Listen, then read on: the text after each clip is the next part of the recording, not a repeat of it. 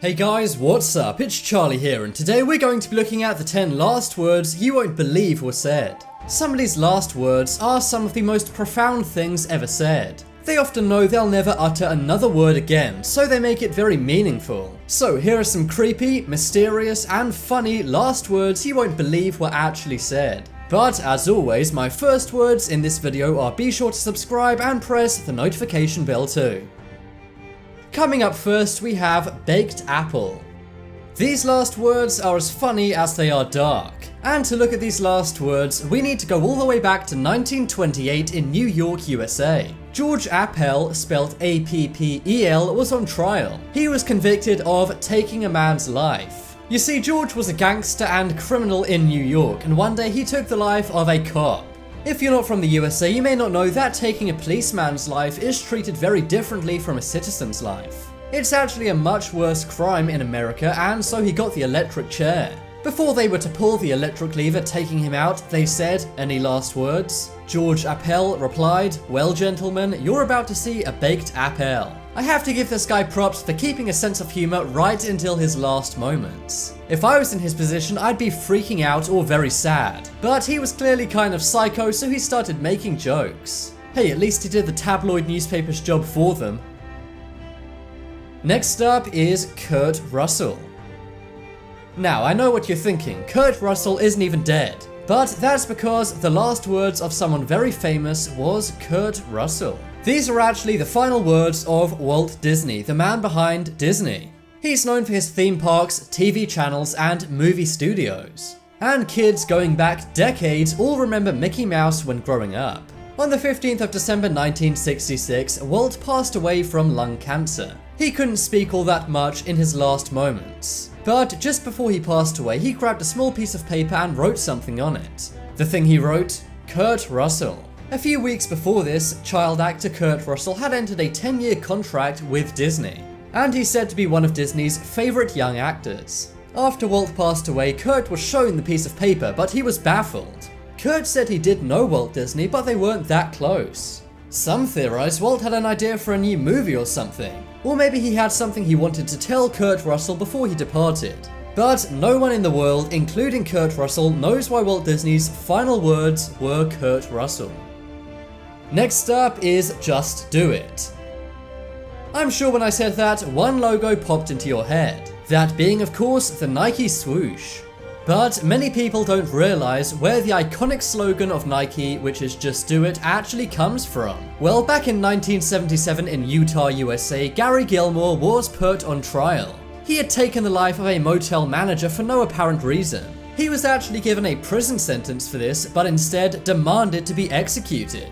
In 1966, the USA stopped the death penalty, but he was the first person to be executed after they brought it back in 1976. He was taken out by a firing squad, and just before they fired, they said, "Any last words?" His last words were, "Let's do it." Creepily, he sounded very excited when he said it. But Gary's legacy, albeit a bad one, lived on. After he'd been taken out, he donated all of his organs. And 2 people actually received his eyes. But how is Gary connected to Nike? Well, one day a Nike executive named Dan Wyden was reading the newspaper. When he read in an article that Gary's last words were "Let's do it," he got inspired. He took it into the office and then adapted it, changing it from "Let's do it" to "Just do it." Since then, it's gone down as one of the best slogans in marketing history. Next up is Independence Day. So these are the last words of one of the scariest women to have ever lived. That is Eileen Wuornos. Eileen Wuornos has been featured in various documentaries, for example one named Eileen. She is known as possibly the most scary and dangerous woman in history. When she was young, she was abandoned by her parents and had to start turning tricks. She also robbed people as well, as she needed money to eat. But by 1989, she'd taken things way too far. In 1989 and 1990, she took the lives of 6 men and robbed them. She fired bullets into them and then stole their money. But 1 year later in 1991, she was caught and arrested. And despite her being a fairly young woman and having a tough life, the judge showed no mercy. She was given a total of 6 death sentences. And she was also labeled by the press as the first female American serial killer. Before she was taken out, her last words were this: I'd just like to say I'm sailing with the Rock, and I'll be back like Independence Day with Jesus June 6. Like the movie, big mothership and all, I'll be back. So yeah, she kind of said she would respawn as the devil on Independence Day. I'm not sure why she said on June 6th, as Independence Day is July the 4th. But Eileen hasn't come back from the dead yet. Next up is capital punishment. These are some last words, which are actually pretty true and thought-provoking, at least if they didn't come from this guy. In 1975, John Spenkley was a drifter. He basically hitchhiked around the USA relying on generosity and begging for food and money. He also sometimes traveled with companions he met on his way. But one day he was arrested after he took the life of one of his traveling companions. Now, he said he did this in self-defense, but the jury did not agree. He was the first man to be taken out after the US brought back capital punishment in 1976. And he actually made a pretty good point before he was taken out. He said, capital punishment. Those without the capital get the punishment. If you don't get it, he was basically saying if he had money, he wouldn't be in this situation. Now, I don't know if he meant he wouldn't have to be homeless and then take his traveling companion's life, or if he meant that he could have got away with it if he could afford a good lawyer. But either way, it's a good point. It does sometimes seem like there's one set of rules for the rich and another for the poor. Next up is French fries. For many years, James French was in prison for life in Oklahoma, USA. This is because he'd taken somebody's life for no reason. But he said he really did not want to live his life behind bars. At first he considered taking his own life, but he was apparently scared.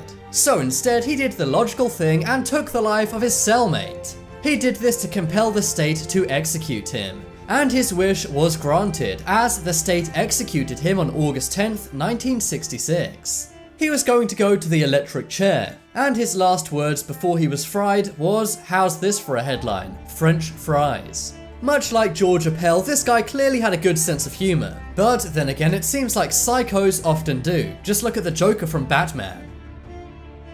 Next up is Grim Reaper. In 1992, Robert Alton Harris took the lives of two teenage boys. He was the first person to be executed in California in decades. And his last words were actually a misquote from a movie. The movie is very old and is called Bill and Ted's Bogus Journey. But despite him remembering the words wrong, he still makes a good point. His last words were, "You can be a king or street sweeper, but everyone dances with the Grim Reaper." Basically what he was saying is, it doesn't matter if you're poor or rich, everyone passes away at some point. It seems this guy was very fatalist and did not care that his life was about to end. Next up is Good People. This is the case of another woman who was taken out by the state. This girl's name was Barbara Graham, but she went as Babs. In 1955, she was robbing an elderly woman, but things turned bad. Barbara then ended up taking the elderly woman's life. Of course, this provoked outrage, and she was sentenced to a gas chamber. The guy who took her life, named Joe Ferretti, said, "Any last words?" And her last words were, "Good people are always so sure they're right." Now, I think we can all agree Barbara Graham was not a good person, but she was making a case against capital punishment, saying it's inhumane. Let me know if you guys agree or not. And finally on the list, we have I Told You I Was Sick. So this one is a pretty hilarious last word, and it's actually on a gravestone. As you can see, the gravestone says, "I told you I was sick." And this is the grave of a British comedian named Spike Milligan. It just goes to show some comedians are always funny even in the face of doom. Now it's time to make your voice heard. Vote in the poll in the top right corner and tell me which last words you found most interesting. I think it was "Let's do it," as I can't believe Nike really uses that today. I think it was "Let's do it," as I can't believe Nike actually used those words in their slogan. If you want some more amazing videos, check out my second channel. I'm nearly at 100k over there, so be sure to subscribe. But as always, thanks for watching. Check out some more videos on screen right now. Leave a like if you enjoyed, and if you haven't already, what are you waiting for? Subscribe to Top 10s.